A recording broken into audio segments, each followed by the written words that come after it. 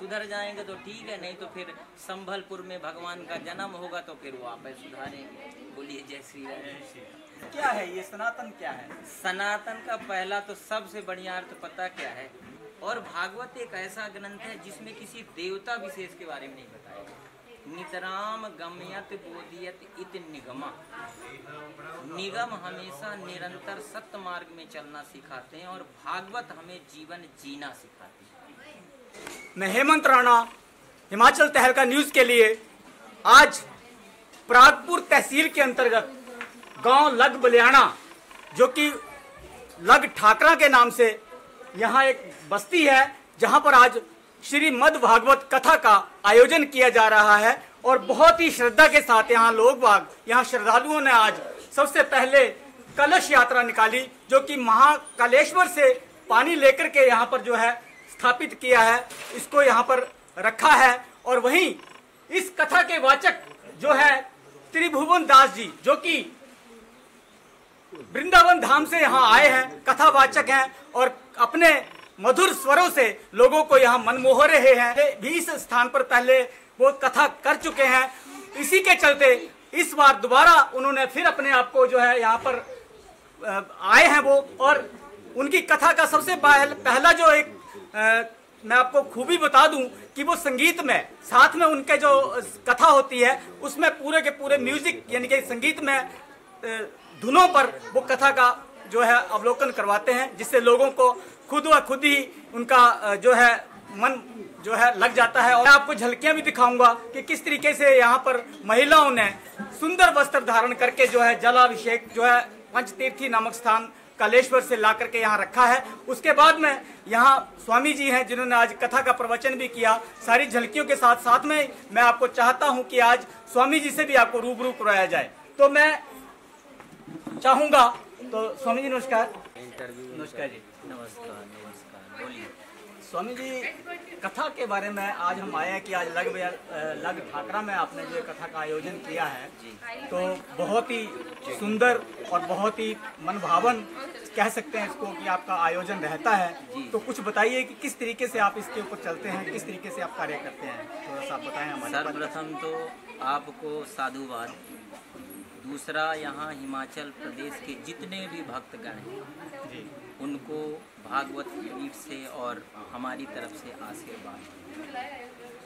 सन्मार्ग में ले जाना ही साधु का धर्म है। और यदि साधु जीवन में हम किसी भी व्यक्ति को, किसी भी प्राणी को सन्मार्ग में ले जाएं, तो उससे बड़ा कोई धर्म नहीं हो सकता। और हिमाचल नगरी तो देवभूमि है, और यहाँ का परिधान, यहाँ का रहन सहन देख के कथा करने में एक तो आनंद आता है और इनको देख के परमानंद आने लगता है। ठीक है, तो कथा तो सबको अपने जीवन में सुनना चाहिए, इसीलिए हम लोग जगह जगह जाकर कथा सुनाते हैं। मद भागवत कथा के बारे में थोड़ा बताएं आप स्वामी जी, जरा हमारे दर्शकों के लिए। भागवत में एक श्लोक आया है, सदा सेव्या श्रीमद् भागवती कथा यस्याह श्रवण मात्रेण हरिश्चित्तम समाश्रयेत्। जीवन में भा का अर्थ होता है भक्ति, गा का अर्थ होता है ज्ञान, वा का अर्थ होता है वैराग्य। भक्ति, ज्ञान और वैराग्य से मनुष्य को सारा बोध कर देता है, यही भागवत की विशेषता है। और भागवत एक ऐसा ग्रंथ है जिसमें किसी देवता विशेष के बारे में नहीं बताया कि इसमें किसी, आपने देखा होगा कि किसी ग्रंथ में दुर्गा की प्रशंसा है, किसी में शिव की, किसी की ब्रह्मा में। भागवत में यदि विशेषता है तो सत्य की। नितराम गम्यत बोधियत इत निगमा। निगम हमेशा निरंतर सत्य मार्ग में चलना सिखाते हैं और भागवत हमें जीवन जीना सिखाते हैं। और कलिकाल में भागवत एक ऐसा ग्रंथ है जो डंके की चोट के साथ कहता है कि मेरी शरण में आओ, मैं आपको मुक्त कर दूं। यही भागवत की विशेषता। बहुत ही संक्षेप में और बहुत ही कंठस्थ स्वरों में स्वामी जी ने जो भागवत का भावार्थ बताया है, कहीं न कहीं अपने आप में एक अलौकिक है, अलग है। तो स्वामी जी, जहाँ तक हम जानते हैं कि भागवत तो ज़्यादातर कृष्ण या कि उनके लीलाओं के ऊपर निर्भर रहती है, क्या ऐसा है कुछ? देखिए, कृष्ण किसको कहते हैं? ब्रह्म को। ब्रह्म ही कृष्ण है ना। तो इसमें लीला चाहे राम का रूप दे दो, चाहे कृष्ण का रूप दे दो, चाहे 33 करोड़ का रूप दे दो, पिता तो एक ही होता है ना। बस नाम भक्ति भक्त भगवंत गुरु चतुर नाम बाप एक। ठीक है ना। आपकी समझने की पद्धति है, उसको कृष्ण की लीला समझ लो चाहे राम की, ये समझने की पद्धति है। भागवत में विशेष तौर पे किसी की लीला नहीं बताई गई, भागवत में सबकी लीला बताई। ठीक है ना। तो ये हमारी धारणा है। और जब दसम स्कंध आता है, जब ठाकुर जी का जन्म होता है, तो उसमें तो हाँ ये है कि ठाकुर जी की दिव्य लीलाओं का रसास्वादन। ठीक है। तो इसलिए ऐसा कुछ नहीं है कि विशेष कृष्ण की ही लीला, क्योंकि भागवत में कृष्ण कथा से पहले राम कथा सुनाई गई। राम कथा सुनाने से पहले समस्त जितने भी राजे रजवाड़े हुए सबकी वंशावली बताई गई। इंड में जाके जैसे भक्ति, ज्ञान और वैराग। ठीक है ना। तो भागवत प्रारंभ होती है सत्य से, मध्य होता है सत्य से और अंत में सत्य से। यही विशेषता है भागवत या कथा जितना भी है, कहीं न कहीं आजकल जो नया स्वरूप है कुछ बदलता जा रहा है, इसके विषय में कुछ कहेंगे आप? देखिए, पहले आप झोपड़ी में रहते थे, शायद आपके पास मकान भी नहीं रहा होगा। उसके बाद आपने मकान बना लिया, फिर आपने एक मंजिल बनाया, फिर आपका विचार बना कि हम डबल मंजिल बना लें। एक बहुत अच्छे भागवताचार्य थे, वो कहते हैं, फूटी आंख विवेक की का भयो जगदीश, राम जनी को 300 रामदास को 30। तो भक्तों की रुचि के अनुसार, जो भक्त है ना, भक्तों की रुचि के अनुसार भागवत का प्ररूप बदला गया है। वैसे ही भक्त यदि सादगी से कथा सुनने लगे तो कथावाचक सादगी से सुनाने लगे। यदि कथावाचक बेचारा संगीत काल लेके नहीं आता, लोग कहते हैं इन्हें संगीत का ज्ञान नहीं। तो पब्लिक की रुचि देख के साधु संत और वैराग्यों का, कथावाचकों का एक विशेष रुचि होती है कि किस प्रकार से, जैसे एक नाचने वाला आपने देखा होगा अपनी अदा से सबको मोहित करता है, वैसे भक्त कुछ ना कुछ नया देके भक्तों को अपनी तरफ और भगवान की तरफ खींचता है। ये नया प्ररूप नहीं है। आदि अनाद काल से पहले अप्सरा थी, फिर आपने देखा गंधर्व थे, राजे रजवाड़े संगीत में आनंद लेते थे। ये नया प्ररूप नहीं है, पुराना है, प्राचीन का। ये हमारी समझने की पद्धति है। कृष्ण का नाम आकर्षण, आकर्षण को ही कृष्ण कहा गया है। स्वामी जी, आजकल जो एक नई बात आ गई है कि इस जितना भी आस्था के प्रति जो बातें हैं, इनमें कुछ न कुछ राजनीतिक तौर पर जो है समावेश होता जा रहा है, क्या ये उचित है? देखिए, भगवान बुद्ध प्रवचन कर रहे थे, वहाँ सब प्रकार के लोग बैठे थे, वैश्या भी बैठी थी, चोर भी बैठे थे, डाकू भी बैठे थे, साधु भी बैठे थे। जब कथा का विसर्जन हुआ, उन्होंने कहा अपना अपना काम करो। ये समझने वाले की स्थिति है कि भागवत को कैसे लेता है। संत हमेशा प्रवचन देते हैं, ज्ञान बताते हैं। चोर कहता है कि मुझे चोरी करने के लिए कह रहे हैं, वैश्यागामी कहता है मुझे वैश्या प्रवृत्ति के लिए कह रहे हैं। तो ये समझने वाले की स्थिति है। और जो राजनीति है ना, राजनीति तौर पे यदि कोई भागवत को लेता है तो घोर अपराध है। आज नहीं तो कल उसको घोर अपराध भोगना पड़ेगा। भागवत राजनीति का विषय नहीं है, भक्ति कोई राजनीति का विषय नहीं है, दिखावा का नहीं। ये लोगों की सोच है जो बदल गई है, तो उसमें हम क्या कर सकते हैं? सुधर जाएंगे तो ठीक है, नहीं तो फिर संभलपुर में भगवान का जन्म होगा तो फिर वो आप सुधारेंगे। बोलिए जय श्री राम। तो थोड़ा सा आप बताइए स्वामी जी की जो सनातन है, सनातन का कहीं भी उल्लेख नहीं मिलता। हमने देखा कि ना तो किसी महाभारत में है, ना ही किसी रामचरित्र मानस में, ना ही किसी वेद में, ना ही किसी पुराण में। हालांकि ऋग्वेद में कहते हैं थोड़ा सा एक आधा जो उसका था। तो क्या है ये सनातन, क्या है? सनातन का पहला तो सबसे बढ़िया अर्थ पता क्या है? जो चारों वेदों का सम्मान करना सिखा दे, समस्त धर्म का सम्मान करना सिखा दे और सबको अच्छे आचरण करना सिखा दे, वही सनातन। ठीक है। सनातन ना तो किसी धर्म का गुलाम है, सनातन ना तो किसी अधर्म का गुलाम है, सनातन ना किसी प्राणी का गुलाम। सनातन का अर्थ क्या है? हम अपने जीवन में सत्य रूपी परमात्मा को जो अपना लिया वही सनातन है। सनातन कहते हैं ऐसी वाणी बोलिए जो मन का आपा खोल, औरन को शीतल करे आपो शीतल हो। सनातन किसी धर्म का गुलाम या कि किसी ग्रंथ का या कि किसी मजहब का गुलाम है। सनातन प्राणी, सनातन प्राणी है, ठीक है। और हर जगह इसका उल्लेख है। आप भी सनातन है, ये भी सनातन है, सब सनातन। अभी आपने पूछा राजनीति, राजनीति वाले को ये पता है कि जब मैं पैदा हुआ था उसके पहले मेरी माता क्या थी। जब माता ने बता दिया यही पिताजी हैं तो मान लिया ना। इसी प्रकार जो एक्सेप्ट कर ले तो फायदे में रहेगा, नहीं तो लड़के मरेगा। समझ गए? इसलिए सनातन किसी मजहब का गुलाम है। तो सनातन का मतलब ये है कि जो आजकल बहुत चला हुआ कि भाई हम सनातनी हैं, हम सनातन हैं, हम सनातन की रक्षा होनी है। हालांकि जब हम सनातन को खोजते हैं तो कुछ मिलता नहीं। क्या है ये? कुछ पता नहीं। अभी आपने कथा में सुना, हमने कथा में सुनाया कि दो सांप आपस में लड़ते हैं, ना तो हाथ है ना तो पैर है, जीव से लड़ते हैं, अब बाद में अपने अपने घर चले जाते हैं। तो ये जो धर्म के लिए लड़ रहे हैं, आज नहीं तो कल परमात्मा में सुना,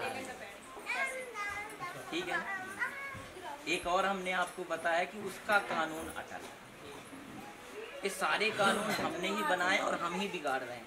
लेकिन उस ब्रह्म का जब कानून चलता है ना तो सब फेल हो जाता है। कैसे? जैसे अभी बोलने की वाणी दी है, उसने एक बटन दबाना, गूंगे हो जाओगे। कर लो सनातन का प्रचार, कर लो बुराई। इसलिए ऐसा नहीं। सनातन का मतलब है प्राणी मात्र के अंदर ब्रह्म को देखना।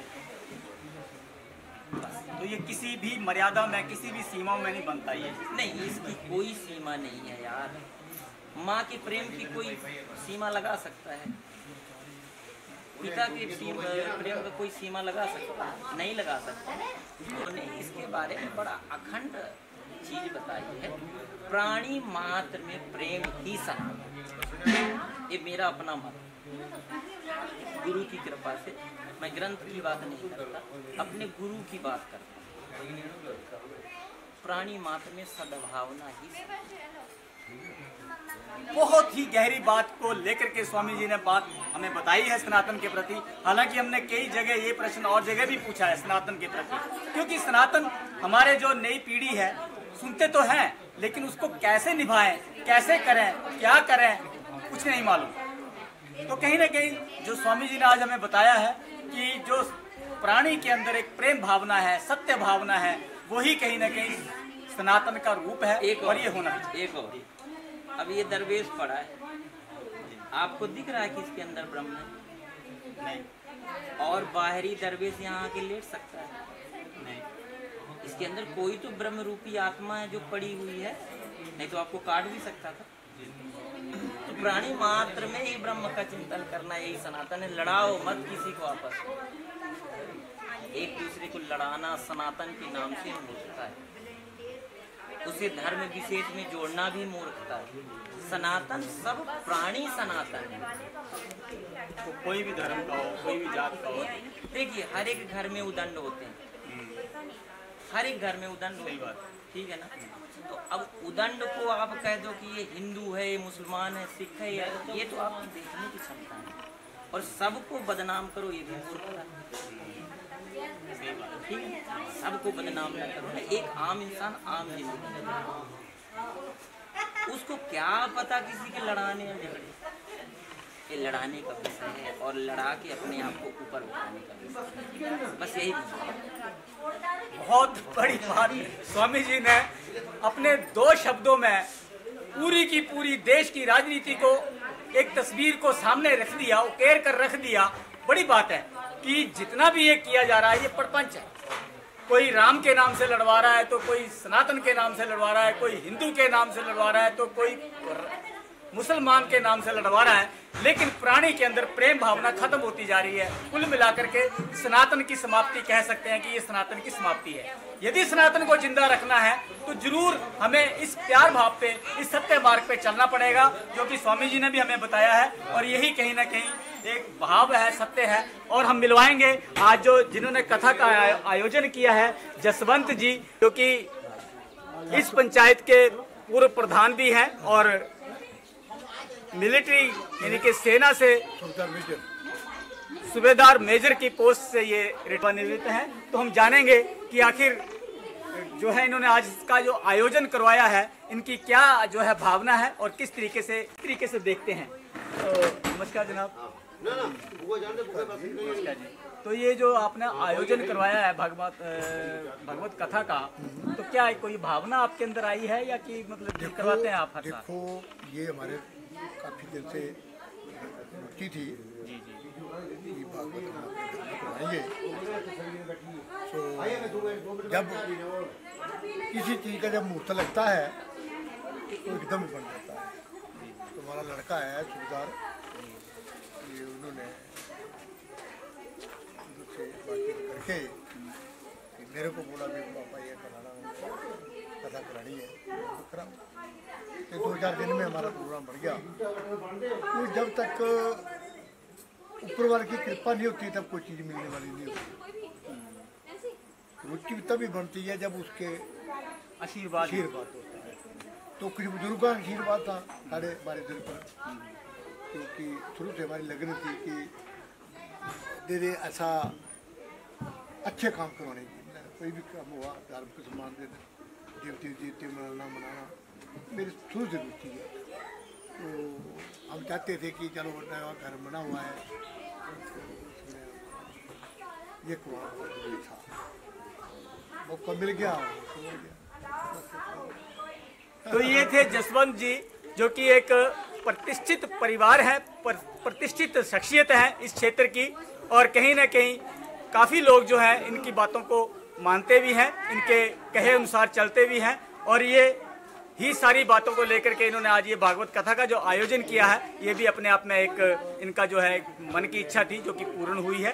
ईश्वर से हमारी भी प्रार्थना है कि वो इनकी जितनी भी कामना है उनको पूर्ण करे। परिवार 2 बेटे हैं, तो जो कि इन्होंने मिलकर के जो है इसका आयोजन का, जो इस कथा का आयोजन करवाया है, तो हम इन्हीं की जुबानी जानना चाहेंगे। सर, क्या नाम है आपका? मेरा नाम उमेश जी। जो कथा का करवाया आपने आयोजन, इस तरीके से देखने आते हैं सारे बातें? कुछ नहीं देखता मैं, ऐसे तरीके भगवान की जब मर्जी होती है तभी होता है। हमने किसी भी चीज़ का ना हमने किसी कोई पंडित को पूछा है, ना कोई दिन देखा है, ना हमने कोई बार देखा, कुछ भी नहीं देखा। हमने सिर्फ गुरु जी से पहले जान पहचान थी उनसे, तो मेरी ड्यूटी के दौरान मुझे मिले थे। और फिर क्या कि ऐसे ही मन में था कि कथा करनी है। मगर एक दिन थोड़ा ऐसे मैं सोच रहा था कि छुट्टी भी है और कथा भी करनी है, और चलो मौका मिल गया ऐसे ही। तो मैंने गुरु जी को पूछा, ऐसे गुरु जी कथा करनी है। बोले ठीक कर देंगे। मैंने बोला गुरु जी 23 अप्रैल को करनी है। बोले 23 अप्रैल को कर देंगे। हालांकि ऐसा होता है कि वृंदावन के जो होते हैं गुरु जी, उनसे कथा करवाने का बहुत ही कम सौभाग्य मिलता है। कि उनसे सौभाग्य की बात है कि उनके पास टाइम नहीं होता। वो उनका अपना टाइम होता है, हमारे टाइम पे नहीं आते। मगर यहाँ क्या हुआ, यहाँ पर हमारा टाइम, हमने टाइम दिया और वो आए, और उस तरीके से अभी कथा का भी है। दूसरा क्या है कि आज कथा का शुभारंभ हुआ है, तो मैं आपको बताता हूँ कि आज तो मंगलवार है, हनुमान जी की जयंती भी है, और जो चैत्र मास है ना, शायद उसका लास्ट दिन है ना। तो ऐसा है, और उनके ऐसे जो मौके ना, तो फिर भी ऐसे क्या करते हैं लोग, पंडित से पूछते हैं हमें बताओ कौन सा दिन अच्छा है, कब कहाँ से, मगर हमने किसी को नहीं। और मगर ऐसा है कि भगवान की कृपा से ऐसा दिन नियुक्त हुआ है जहाँ की सब कुछ, तो इसलिए ये भगवान श्री हरि की कृपा है कि हमें इतना बढ़िया मौका मिला। और आप लोगों ने भी देख लिया होगा कि जैसे ही भगवान की आरती हुई, भागवत भगवान की आरती हुई, और वैसे ही हल्की हल्की बूंदाबंदी भी हुई। बिल्कुल सही कह रहे हैं। ठीक है, तो इसको हम यही मानते हैं कि भगवान है हमारे इर्द गिर्द कहीं ना कहीं, जो कि हमें देख रहे हैं और हमें समझ रहे हैं और हमें उस राह पर ले शुद्धि बुद्धि भी दे रहे हैं। कह सकते हैं हम कि जिस तरीके से खुले विचारों के गुरुजी स्वामी जी जिनसे बात हुई है अभी, वो भी खुले विचारों के हैं, उसी तरीके से परिवार भी खुले विचारों का है। और कहीं ना कहीं ये दोनों ही परिवारों का और गुरुजी का जो मेल हुआ है खुले विचारों की वजह से, साथ में ईश्वर ने भी इनको जो है उसी तरीके से आशीर्वाद भी दिया है। तो धन्यवाद सहित मैं हेमंत राणा, हिमाचल तहलका न्यूज़ के लिए कैमरा पर्सन तरसेम के साथ परागपुर से।